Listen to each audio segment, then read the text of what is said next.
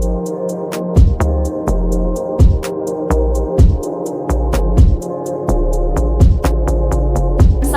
lagi ke podcast Teras Bangsa. Bahas sana, bahas sini tentang kesehatan.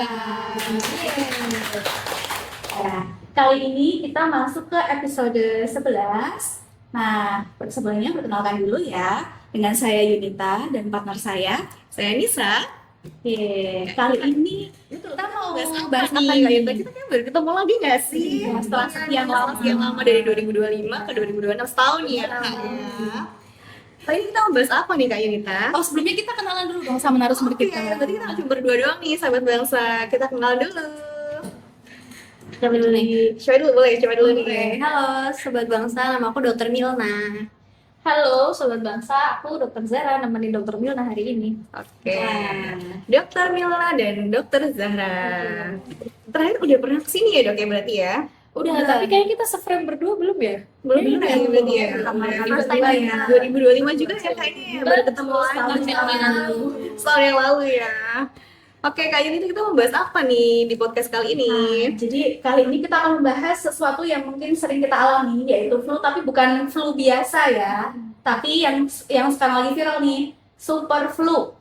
Nah, bener banget nih. Super flu, Kayaknya orang-orang di sosmed tuh kayak udah agak-agak booming banget nih, super flu tuh apa sih gitu loh. Jadi mungkin Dokter Milna atau Dokter Zara bisa info dulu nggak nih ke teman-teman sahabat bangsa di rumah? Oke, jadi istilah super flu ya itu lagi viral banget nih di medsos, di mana-mana kan. Orang-orang kayak pada takut kok ada flu tapi ada supernya di depannya. Nah, jadi ternyata super flu ini sebenarnya virusnya sama kayak flu, yaitu influenza, tapi dia itu mengalami mutasi genetik. Nah, inilah yang bikin orang yang kena super flu itu gejalanya lebih parah. Tapi sebenarnya gejalanya itu sama kayak flu, cuman versi lebih parahnya aja. Oh gitu. Mirip-mirip influenza gitu ya. Karena virusnya ternyata sama. Oke. Jadi kan mungkin pada kayak bilang ini tuh penyakit baru, virusnya baru, ternyata enggak. Virusnya itu udah ada dari lama. Kita kan udah pernah kena flu kan pasti. Iya, betul. Tapi karena ada yang mutasi tadi, makanya orang itu jadi lebih rentan. Karena even vaksin pun juga belum bisa menangani si virus ini karena kan strain-nya berbeda. Nah, gitu. Jadi dia mungkin lebih kuat gitu ya Betul, dibandingkan vaksinnya si influenza sendiri ya dok ya. Walaupun sudah divaksin tetap beresiko kena si super flu ini karena dia virusnya beda strain. Oke, jadi mutasi genetik baru nih Kak Yunita nih. Terus gini Kak, gimana cara membedakan untuk tanda bahaya flu biasa dengan tanda bahaya dari super flu ini gitu? Kira-kira apa tanda bahayanya? Oke, mungkin aku izin jawab ya buat yang kali ini tuh nambahin yang tadi banget, karena kenapa sih viral ternyata tuh di Indonesia sendiri tuh bahkan baru tahun ini ya, Januari 2026 ini udah ada peningkatan kasus tuh sebanyak 300% atau 3 kali lipat. tiga Jadi kali emang lipat ya, Dok, ya? bener-bener ini viral banget nih, ngalahin viral-viral yang lain kayak gitu. Oke, kalau buat gejalanya dia tuh dari hari pertama sampai hari kedua biasanya demam tinggi. Demam tingginya tuh bisa sampai 39 derajat dan ke atas gitu. Terus dia biasanya kalau disertai dengan, kalau demam biasanya disertai dengan menggigil ya, menggigil kedinginan banget kayak di kulkas. Terus habis tuh badan rasanya pada pegel-pegel Sakit semua, gitu ya, Dok, ya? sakit-sakit, terutama biasanya pada bagian paha, punggung atau lengan kayak gitu ya, iya. Dok, ya? Terus biasanya pada bilangnya itu lemes banget rasanya, pasti lemes banget, disertai dengan penurunan nafsu makan. Bahkan penurunan nafsu makannya itu bisa sampai nggak mau makan sama sekali. Aduh. Terus berlanjut setelah 2 hari, nanti 3-5 hari itu mulai batuk. Biasanya batuknya disertai dengan dahak. Dahaknya bisa berwarna dari kuning hingga kehijauan. Terus pileknya juga nerocos terus kayak gitu. Habis itu nanti kalau misalnya dibiarkan terus-menerus bisa nih timbul komplikasi, mulai sesak nafas, habis itu mulai nyeri dada, atau bahkan pada kasus yang parah bisa banget sampai kebiruan jadi kurangnya perjalanan oksigennya ke bagian sel-sel tubuh, kebiruan atau bahkan hingga kejang. Dan itu tadi bisa bikin infeksi yang lebih makin parah kayak gitu. Bahayanya di situ sih gejalanya. Berarti ini ya dok ya, aku tadi kayak sempat ngutip juga tuh kayak sebagai pembuka jalan penyakit lain ya, secara nggak langsung ya berarti iya, ya. karena seperti yang kita tahu ya, kalau misalnya virus menyerang itu kan yang diserang itu imunitas tubuh Iya, ya. daya tahan tubuhnya kita Betul, ya. kalau daya tahan tubuh turun otomatis ya udahlah bisa Jadilah semuanya gampang jadi masuk. gerbangnya terbuka untuk gerbang penyakitnya. Dan mungkin yang menjadi pembeda kalau misalnya flu biasa itu mungkin 1 hari sampai 7 hari atau semingguan sembuh sendiri ya. Tapi kalau super flu ini bisa sampai 1 bulan dia. bulan. Iya, Wow, gejalanya lama ya. memang lebih lama. Lama ya berarti ya. Dari gejala yang biasa sampai bisa kejang juga tadi ya dok ya. Betul. Kalau udah ada gejala-gejala bahaya kayak tadi ya, udah komplikasi, segera langsung ke fasilitas kesehatan Iya, terdekat. bisa ke dokter ya. Betul. Wah, berarti ini ya, kok gejalanya tuh Mbak Yuni tuh pernah kayak dejavu nggak sih rasanya tuh? Kayak tadi kayak gejala-gejalanya tuh kan yang disebutin, pernah nggak kayak dejavu nggak kita kayak zaman-zaman COVID Zaman ya COVID, sih? nah, Kadang-kadang kayak teori. Mirip-mirip sama COVID nggak sih? Mirip, Lebih parah dari COVID gitu ya. jangan-jangan. Karena kan sebulan itu tadi rentannya nggak lumayan lama ya. Iya, tapi virusnya itu tadi influenza yang dibilang dokter. Nah, tadi kan kita udah bahas nih ya dok ya, apa namanya, gejala-gejalanya apa aja. Nah, tadi kalau misalkan gejala sudah disebutkan dokter Zahra, kira-kira nih dok, sahabat bangsa tuh mungkin biar tahu juga ya, yang kira-kira yang paling rentan nih, yang beresiko terkena super flu itu siapa aja sih? Oke, jadi kan tadi udah dikasih tahu ya kalau si virus ini menyerang sistem imun kita. Iya. Nah, berarti yang paling rentan adalah orang dengan sistem imun yang rendah. Misalnya di anak-anak, bayi, balita, itu karena memang sistem imunnya belum sekuat kita orang dewasa. Dewasa ya. Gitu. Itu sama lansia yang sudah berumur karena sistem imunnya sudah turun. Ya entah mungkin mereka sudah banyak penyakit ya dari dulu. Komplikasi tadi ya dok ya. Jadi dia imunnya udah rendah dan beresiko atau rentan terkena super flu ini. Berarti tadi kenapa anak-anak dan lansia lebih rentan karena Imunnya imunnya rendah. rendah. Hmm. Oke, seperti itu. Betul. Tapi justru ini kali ya dok ya, mungkin penularannya mungkin orang dewasanya gitu ya, cuman karena di rumah mungkin ada balita atau lansia Gitu ya. iya, jadi lebih beresiko ya dok ya. Mungkin aku pertanyaan tambahan satu kali ya dok ya, kan mungkin tadi udah dibilangin kalau udah apa namanya vaksin itu juga beresiko nih kan. Anak-anak nih kebetulan kan kayak setahun 2 kali nggak sih ya kalau vaksin influenza ya. Nah itu tuh berarti masih bisa beresiko kena juga gitu ya berarti ya. Oke, sebenarnya kalau untuk kena tuh pasti masih berisiko ya. Oh, Cuman oke. vaksin ini nanti gunanya untuk meringankan gejala. Oh, Jadi tubuh oke. sudah terbentuk ya imunitasnya. Ibaratnya tentara yang untuk disiapkan untuk si virus ini tuh udah ada. Jadi mereka udah ada persiapan sehingga tidak separah orang yang nggak divaksin kayak gitu. Jadi kayak ini ya, meringankan gejalanya Betul. aja ya Kak Yunita ya. Masih mau tanya juga sih. Berarti nanti kalau misal yang terkena itu adalah anak-anak dan lansia, apakah nanti gejalanya jadi semakin berat gitu atau tergantung penyakit penyertanya gitu dok? Mungkin bisa lebih berat ya. Bisa lebih berat juga Karena ya? melihat imunnya mereka kan lebih rendah daripada orang dewasa normal. Nah, tapi ya itu baik lagi kalau misalnya sudah ada riwayat vaksin, berarti kemungkinannya gejalanya itu tidak separah kalau misalnya orang itu belum pernah divaksin sebelumnya. Oke, cuma tidak menutup kemungkinan tetap bisa kena Betul. ya. Jadi jangan lupa untuk vaksin gitu ya Kak Yunita ya. Vaksin influenza berarti ya? Oke.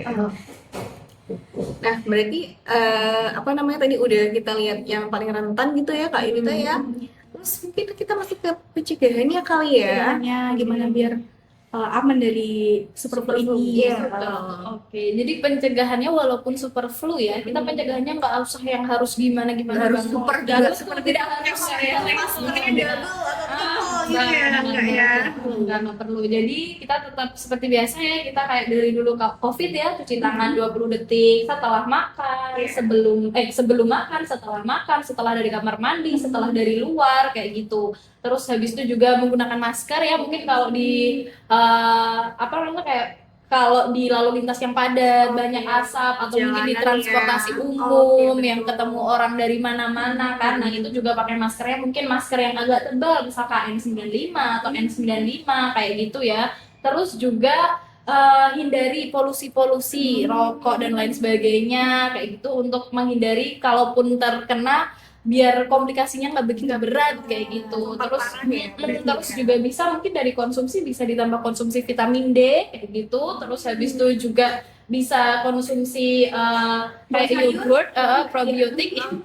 Bisa makanan sehat tetap ya. Saya harus pas sehat 5 sempurna ya, pokoknya bergizi ya, seimbang. bergizi seimbang. Oke. Nah, itu sih. Terus juga pokoknya pencegahannya kalau ada yang maksudnya terlihat sakit, ya dia disuruh untuk lebih sadar diri kayak gitu. Jadi ya kalau lagi sakit pakai masker supaya tidak menularkan begitu. Kalau memungkinkan kok gejalanya parah banget ya isolasi mandiri dulu kayak gitu. Atau nggak mungkin bisa sambil menerapkan etika batuk ya dok ya? Ketika batuk itu benar banget ya, batuk di sini ya, jadi tidak menggunakan tangan tapi menggunakan di dalam siku dalam. Jadi kalau nggak pakai atau nggak bawa masker bisa bersin atau batuk menggunakan lengan tangan atas gitu ya untuk membatuknya. Ada juga konten di IG ya, jangan dicek lengkap di semuanya.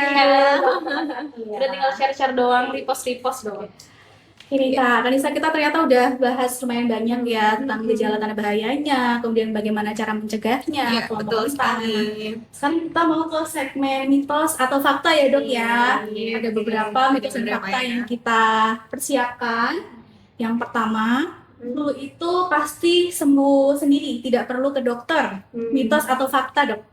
Oke, sebenarnya kalau yang statement flu bisa sembuh sendiri itu fakta. Emang benar, karena sebenarnya sel imun kita tuh udah dipersiapkan tubuh untuk bisa melawan virus-virus yang biasa, yang influenza biasa. Nah, tapi kalau untuk super flu ini dan juga misalnya sudah ada tanda bahaya, misalnya sesak, kok udah mulai nafasnya tuh susah, sudah mulai biru, itu sudah harus segera mencari pertolongan ke dokter. Ya dok ya, fase terdekat Jangan tunggu parah. Kira-kira kalau udah nggak kuat, dia langsung ke dokter aja. Berarti harus mengenali tanda-tanda sadar diri bahayanya. aja, Jadi kalau sudah sadar diri bener. kena itu harus langsung ke dokter gitu ya. Oh, gitu. Karena kadang-kadang Kak Yunita, orang tuh yang pakai masker itu malah yang nggak sakit. Padahal harusnya yang sakit yang pakai masker. Ya, FYI banget nih sahabat bangsa, yang pakai masker adalah yang sakit. Oke, sekarang yang kedua ya Kak Yunita ya, mitos apa fakta nih dok? Kalau super flu ini kan masih bisa beraktivitas nih pasiennya nih, berarti itu tidak berbahaya dong? Mitos atau fakta? Oke, mungkin aku jawab ya yang mitos atau fakta kali ini. Jawabannya mitos. Mitos ya? Jadi ketika kita masih beraktivitas bukan berarti aktivitas itu membantu untuk melawan si virusnya. Bukan berarti kayak gitu. Jadi malah kalau misalnya beraktivitas dan kita membiarkan, tidak mengobati, tidak istirahat dengan cukup, malah jadi lebih parah. Banyak komplikasi yang terjadi karena dibiarkan aja. Mereka nggak sadar diri itu tadi kayak gitu. Jadi bukan berarti kalau lagi flu masih bisa aktivitas, oh itu baik-baik aja, bukan berarti seperti itu. Malah beresiko menularkan ke yang lain juga ya. Iya betul banget, berarti nah itu ya batuknya tuh bisa langsung dipraktik sama dokter Zahra nih kebetulan ya. Kita masuk ke mitos atau fakta yang ketiga. Super flu itu hoax, konspirasi kali dok. Gimana kalau ada jangan Ada mengandung unsur ini, 100% nggak perlu tahu hoax apa enggak nih super flu? Jawabannya berarti apa ya? Mitos ya. Mitos. Dia adalah hoax. Karena ini memang beneran ada ya. Ada super flu-nya ya. Yang baru Ada korbannya juga. Ada pasiennya maksudnya. Betul. Jadi beneran ada guys. Iya beneran ada guys. beneran ada. Bukan konspirasi. Yes.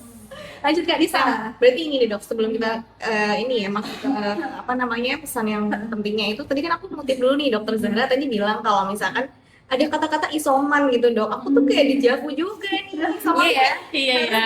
Beberapa tahun itu ya. sering gitu. Kalau misalkan isoman tuh kan kayak, oh berarti tuh nggak boleh ketemu orang sama sekali. Atau harus di rumah, atau bahkan di rumah sakit ya. Baik, kita luruskan sedikit. Iya. Disclaimer ya.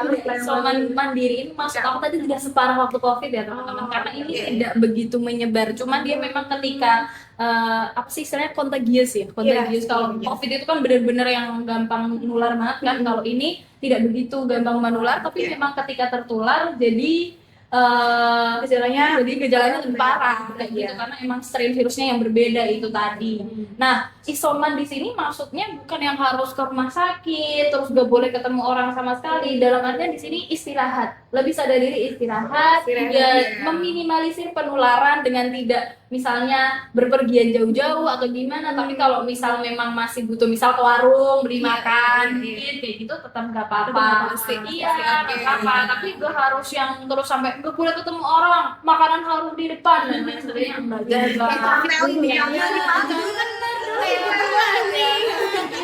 Waduh, isoman nih. Iya, sampai harus nyuci sendiri, nggak boleh disamain sabunnya dan sebagainya, nggak harus sampai kayak gitu. Karena juga walaupun memang penularannya itu secara aerosol ya di ruang tertutup, tapi dia tidak sekontagius. Apa ya bahasa Indonesia kontagius ya, tidak sebegitu mengeluarkan itu ya, separah itu Iya, ya.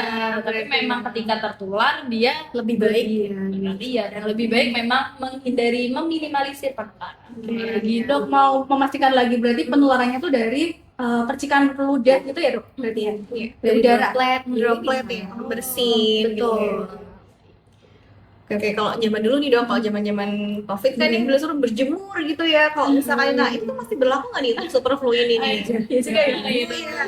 Iya, kan ada vitamin D-nya nih. Apa kita cukup konsumsi vitamin D-nya aja, atau kita harus berjemur? Berjemur di bawah terik matahari Iya, pagi-pagi. kadang-kadang berjemur tuh yang paling baik tuh mungkin jam berapa sampai jam berapa gitu. Boleh dikasih tahu nggak nih ke sahabat bangsa di rumah? Oke, mau milih dulu? Sebenarnya ya kalau misalnya apakah benar-benar bisa membantu penyembuhan itu nggak ada penelitiannya ya.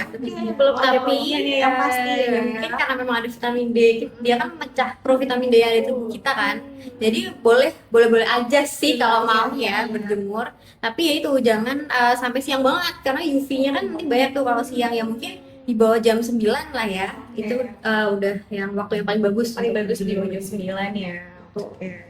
Berarti Terus tetap vitamin D-nya kita minum, berjemurnya juga boleh-boleh aja ya, asalkan di bawah jam 9, sahabat bangsa gitu Mungkin ya. fun fact, bukan fun fact ya, ini agak sad fact ya, walaupun Indonesia ini negara tropis yang kaya matahari, ternyata beberapa penelitian itu menunjukkan bahwa banyak di Indonesia itu atau anak-anak mungkin atau bahkan dewasa itu vitamin D-nya itu nggak mencukupi.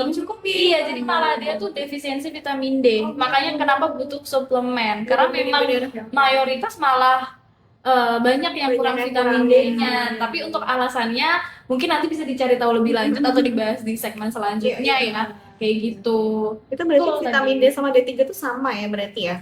Atau beda-beda ya? Beda ya? atau varian vitamin D ada Soalnya beberapa kalau anak-anak tuh biasanya 6 bulan sampai usia sekarang tuh masih suka dikasih vitamin D nih untuk imunnya biar lebih baik kayak gitu. Mungkin juga hampir-hampir sama ya dok ya? Sudah bentuk aktifnya mungkin ya. aktifnya ya. Jadi mungkin langsung diberikannya yang bentuk aktif. Jadi di tubuh kita tuh memang sudah ada salah satu pengaktifan vitamin D-nya supaya bisa terserap tuh salah satunya mataharinya itu tadi. Nah, mungkin kalau yang D3 itu tadi sudah dalam bentuk aktifnya. Jadi sudah langsung bisa digunakan. Berarti masuk ya di tempat dokter Zara tadi kalau kita tuh banyak kekurangan vitamin D sehingga mungkin dokter-dokter anak tuh pada nyaraninnya Pemberian anak-anak suplemen dikasih vitamin D. Benar-benar. Iya dok, mau tanya nih, kalau misal ada seseorang yang sudah pernah terkena superflu, ada kemungkinan terkena lagi nggak tuh? Misal tahun ini kena, tahun depan lagi ada kemungkinan kena lagi atau udah kebal nih dari superflu? Gimana? Mungkin bisa. Atau bisa? Mungkin di masa depan ada strain virus yang baru lagi. Kita lagi sih berarti ya. faktanya influenza kan udah dari zaman dulu banget. Tapi sekarang muncul lagi dengan strain yang baru. Berarti kan nggak menutup kemungkinan besok Another tahun berapa ada yang strain baru lagi. Dan kita kena lagi. Mungkin gejalanya juga bakal beda lagi. Bisa. Ya, karena ya selain manusia yang pintar adaptasi, ternyata mikroorganisme dan virus ini nggak kalah pintar. Ternyata lebih pintar mereka kayak gitu. Mutasi ya istilahnya. Soalnya kayak kita udah vaksin pun tetap bisa terkena ternyata gitu loh faktanya. Jadi memang harusnya tadi nggak cuma vaksin aja ya, tapi kayak tadi ada gizi seimbang, olahraga yang rutin. Benar banget Kak Yunita. Pencegahan lebih baik daripada mengobati. Oke, betul banget. Oke, terus yang terakhir kita butuh pesan dari Dr. Milna dan Dr. Zahra untuk sobat bangsa. Closing statement ya. Closing statement. Milana Apa dulu. nih? Supaya apa nih? Milana dulu ya. Siapa dulu dah? Aku dulu. Milana gue katanya udah nyiapin dari minggu lalu. Kita tunggu ya berarti ya. Kalau aku cuma pesannya penting dengarkan tubuh. Wah, gimana tuh dokter? Iya, maksudnya ketika memang udah nggak kuat langsung cari pertolongan. Jangan kayak aku kuat. Jangan ditahan-tahan ya. Jangan cuma ngomongnya di sosmed doang nih. Kayak aku lagi capek nih. Jangan. Dokternya nggak tahu ya. Karena dokternya nggak di sosmed ya. Karena yang dibangun taman. Iya, Dokternya di taman satu. karena beberapa gejala perlu obat yang tidak bisa dibeli sembarangan. Itu kan harus pertimbangan dokter. Resep dokter gitu ya. Yes. Oke, siap-siap. Kalau dokter Vilma, silakan. Gimana dok? Gongnya nih dok, gong ya. Apa nih? Dengan konsultasi dini, superflu bisa dicegah dan diobati. Wah, super dong sih, dong banget. Keren ya. Kayaknya masuk di Gensi sih menurutku Kak Yunita. Kocak nih, ini sobat bangsa juga pasti kebanyakan yang nonton Gensi juga sih. Iya, jadi itu lebih mudah dipahami gitu. Kalau Gensi itu kan nggak suka nih dok kalau kayak disuruh Relate gitu ya. langsung das-das aja, sat gitu ya Kak Yunita ya. Ya, tidak terasa kita sudah membahas banyak hal ya dengan materi yang super sekali. Materi yang Semoga- super ya. Iya, betul sekali. Semoga nanti sahabat bangsa bisa ikut memperhatikan gejala-gejalanya, Iya, betul. seperti apa gejala bahayanya. Kemudian kalau misal sudah mengenal tanda bahaya yang tadi bisa langsung periksa tanpa harus menunggu lebih parah lagi ya. Seperti itu. Ya, dan jangan lupa kalau misalkan mau periksa boleh ke puskesmas banget Ketemu sama aku dan Jangan lupa juga lewat mobil JKN supaya tidak antri. Mbak Nisa, Mbak Yunita juga boleh. Nanti Kalau mau request dokter Mila dan dokter Zahra, nanti dikasih notes ya pas di pendaftaran ya Kak Yunita bisa ya. Tergantung ketegasannya nanti ya. ya, kita mengucapkan terima kasih kepada pembicara kita, narasumber kita yang super keren. Ya, Dan dokter Mila, terima kasih banyak. Semoga podcast hari ini bisa bermanfaat buat sahabat-sahabat bangsa di rumah. Jangan lupa selalu pantau Teras Bangsa. Jangan lupa like Komen. dan subscribe. Kembali lagi di Teras Bangsa untuk minggu depan. Bahas sana. Bahas ini tentang kesehatan. Bye.